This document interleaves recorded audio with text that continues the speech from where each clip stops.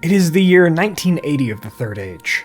Dwarves of the glorious mansions, Khazad-dûm, attend to their daily duties, as they have not only done for thousands of years, but for 3 ages now. Khazad-dûm had never been assailed in any great capacity, and the wisdom of Durin the Deathless seemed eternal when he chose this spot for the creation of the mighty kingdom of the Longbeards. King Durin VI now rules in the realm, remembering the lessons of his forebears, their dignity and their honor, and he sees to the creation of greater halls and deeper mines. That Khazad-dûm might expand not only from the Gate of Holland to the gate in the Dimril Dale, but from the mountains near Gundabad in the north, to the very mountain of Methadras, behind Isengard in the south. Longbeards were crafters, miners, barterers of wealth, and they stood forever in alliance with the other free peoples. Theirs was not to be the fate of the dwarves of the Blue Mountains from the First Age. They sought to prosper forever in Khazad-dûm. And even so, even as they tended to their daily tasks, they became greedy. Perhaps it was Durin's ring that spurred him and his people on to seek even more Mithril. Perhaps not, but they would do just that. Just as they would do every day. There would come a day when they would unseal a new chamber where hopefully more Mithril would be found. Indeed, with pickaxe in hand and weapons at their side in case of any stowed-away goblins, trolls, or other pests, these dwarves were ready. In the unearthing of a cavern, stones would fall away, revealing to these dwarves a giant slumbering creature, one of fire and shadow, with horns upon his head and implements of war at his sides, a whip and a sword. With a great crash of rock and stone, the beast stirred and opened its eyes, standing tall and mighty before the dwarves. Yet they were unshaken. "This is a beast of evil. How came it to Khazad-dûm? It matters not," the foreman of the dwarven miners would yell out to his people. "We have prepared for this, lads. In the name of Durin, collapse this mine, even if it should swallow us all." The creature, unknown to them but a Balrog in nature, roared, echoing its great cries of war from the War of Wrath. While many dwarves began to head for some of their mechanisms designed to keep passageways open or collapse them should the need arise, the others cried out, "Baruch Khazad! Khazad Haiminu!" And they charged at the creature of shadow and flame, knowing their deaths were nigh.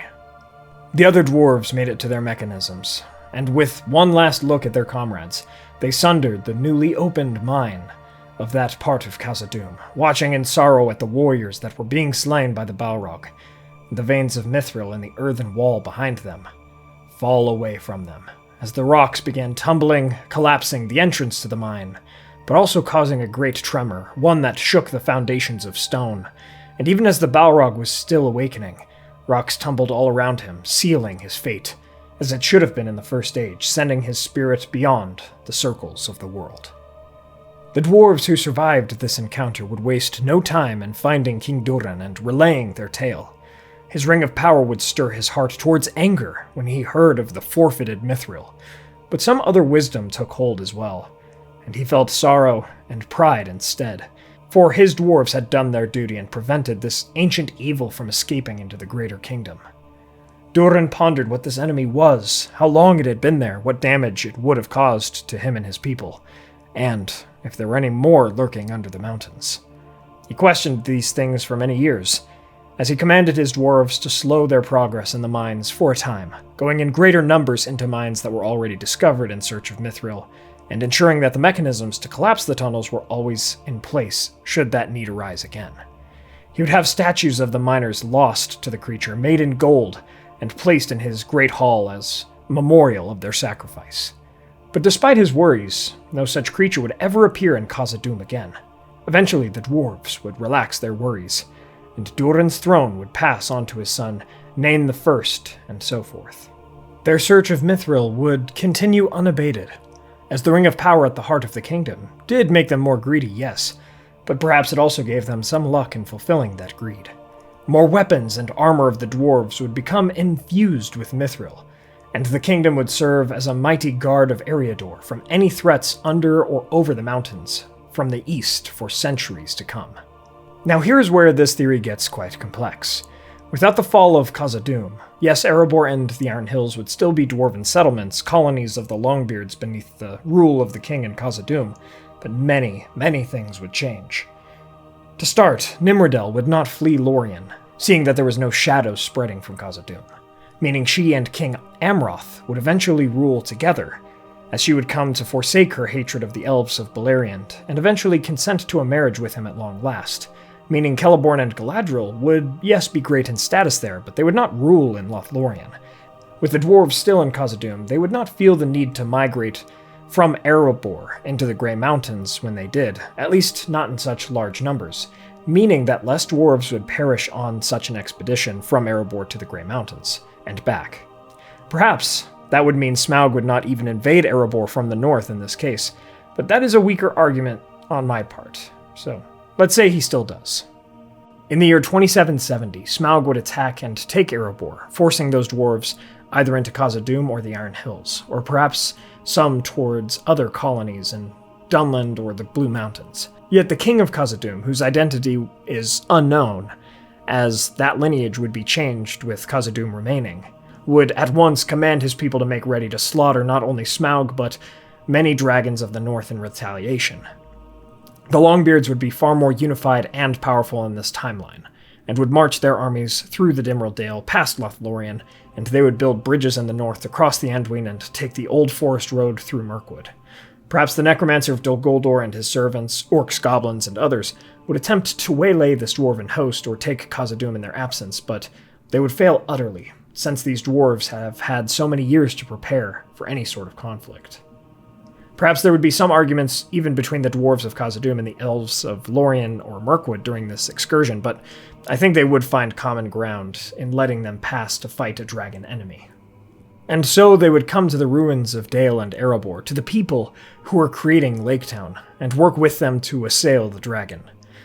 Against such an army of Longbeards from Khazad-dûm, Smaug likely would not have stood a chance, especially against them within the halls of Erebor.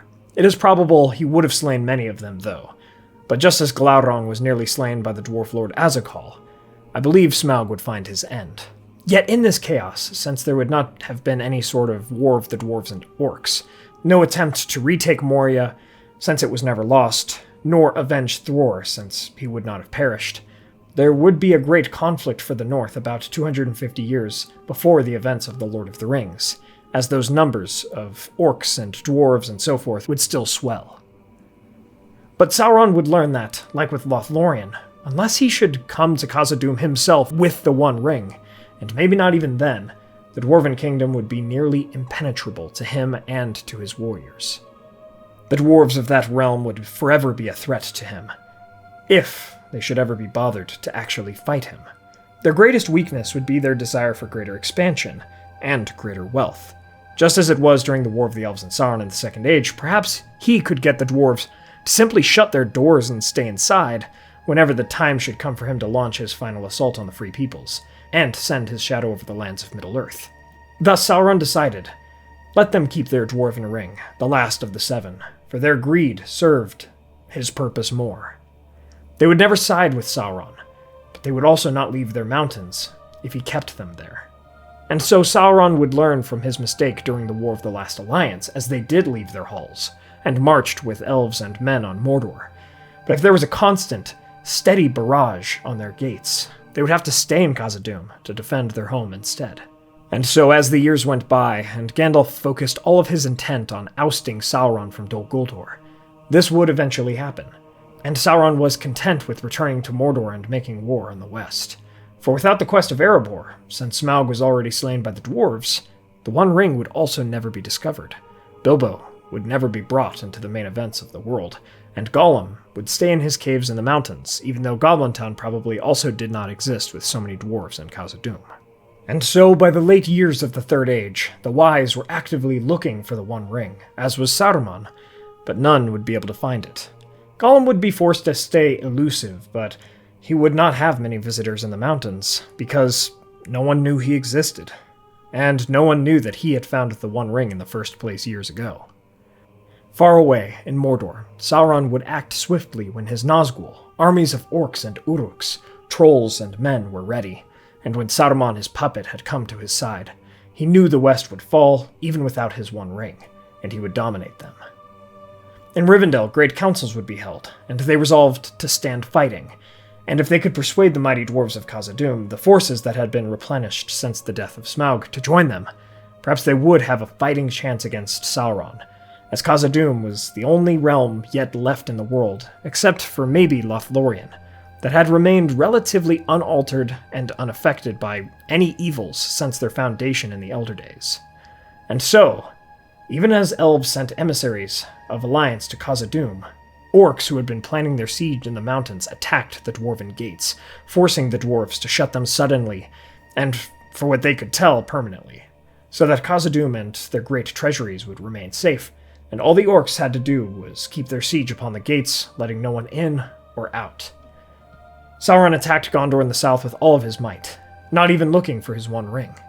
Without any help from allies, Minas Tirith would be lost quickly, and Gondor would be decimated by the forces of Shadow.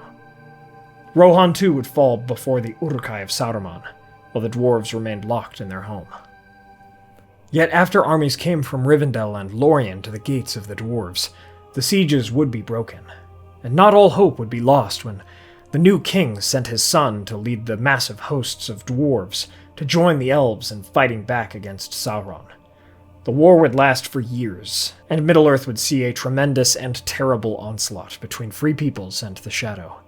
Neither side would see total victory, as the Free Peoples would perhaps never find Gollum and the ring with which to destroy Sauron, and Sauron would never be able to take Khazad-dûm from the dwarves from the outside, and it would serve forever as a refuge of the West, even if all other places came to destruction. And so, we come to the end of my theory on what if Khazad-dûm never fell. Hey everyone, Yoiston here, and I hope you all are doing well, wherever you are in Middle-earth. I also hope you enjoyed today's theory video. If you did, please be sure to hit that like button and share this with a friend. What are your thoughts on what if Khazad-dûm never fell? Let me know in the comments below. In writing this, I do see just how much of a boon it would have been for the West if Khazad-dûm never became Moria, because it was one of the oldest and perhaps the most defensible kingdom in the entire world of Middle-earth. But please let me know what you all think. It really would have changed quite a lot. If you'd like to support the channel, please consider getting some candles for our friends Mythologie Candles, or order some Weta or United Cutlery Lord of the Rings swords, statues, and other replicas from Castle Con, who does international shipping, and use the code WEST at checkout. And please check out our merch and Patreon as well. Thanks to our Valar tier patrons and YouTube members: Peter Shepard, Blair Scout and Merton, John Hume, Elizabeth Calvert, Maz Gibbs, Reese Jenkins, Arthur Merlin, Dale Davis, Kingswald Project, Robert Bogue, Theodore, and Moon Viper. Thank you so much to all of our patrons and YouTube members. Please subscribe and hit that bell button to join the Men of the West and all of the Free Peoples today, and I'll see you all again next week with a video on what prevented Morgoth from returning to Middle-earth. My friends, thank you all so much for joining me on this adventure. Until the next one.